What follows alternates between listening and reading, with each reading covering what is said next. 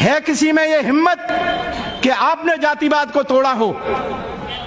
है कोई यहां पर यह कह सकता हो कि वाल्मीकि और भंगी समाज के लड़के को अपना दामाद बना लूंगा? है कोई कोरी, है कोई चमार, है कोई भंगी जो कह सकता हो कि हम आपस में भाई हैं? ब्राह्मण से ज्यादा दुश्मन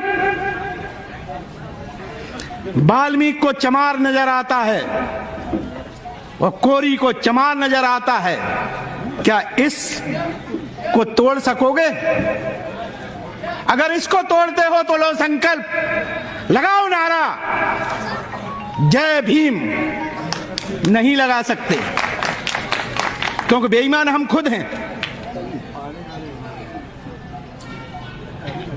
इस देश में घृणा का बाजार किस स्थिति तक है?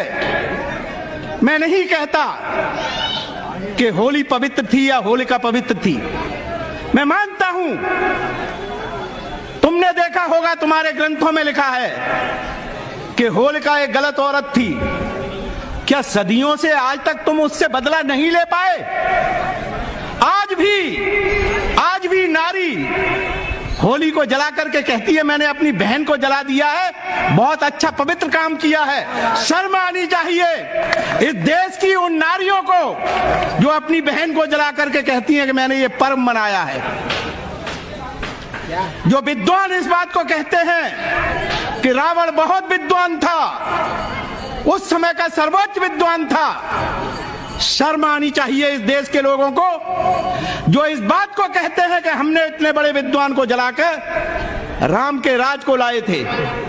ठीक यही काम डॉक्टर अंबेडकर और उनकी सोच को जलाकर लोग बाग उसी व्यवस्था को लाना चाहते हैं। विद्वता की इस देश में कभी भी कोई कीमत नहीं रही है। यहाँ चोर, बेईमान या ये कहिए का सामाजिक तत्वों के नाम से धर्म बनाए गए, त्योहार बनाए गए, त्योहार गढ़े गए।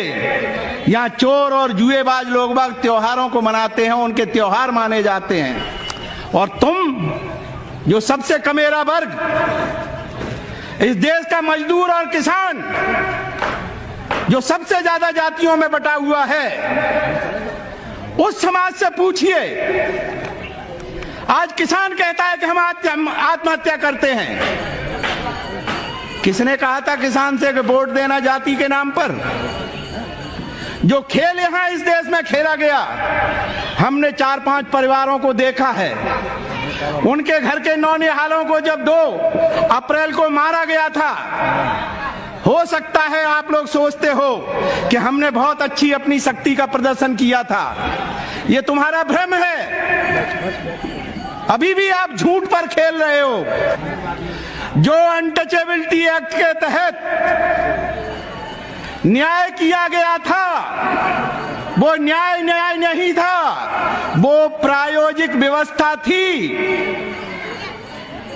आरएसएस और हिंदुत्व की, जिसमें एक तीर छोड़ा गया था सुप्रीम कोर्ट से, जिससे देश का दलित भड़केगा, ऑर्गेनाइज होगा, और क्योंकि वो अनटचेबिलिटी एक्ट के अगेंस्ट में होगा, इससे देश का किसान, अपने आप को हिंदुत्व कहा जाने वाला, वो सब ऑर्गेनाइज इसलिए हो जाएंगे कि चलो अब हमने इन चमार चूड़ों को एक तरफ करने, इन्हें हमें सबक सिखाना है।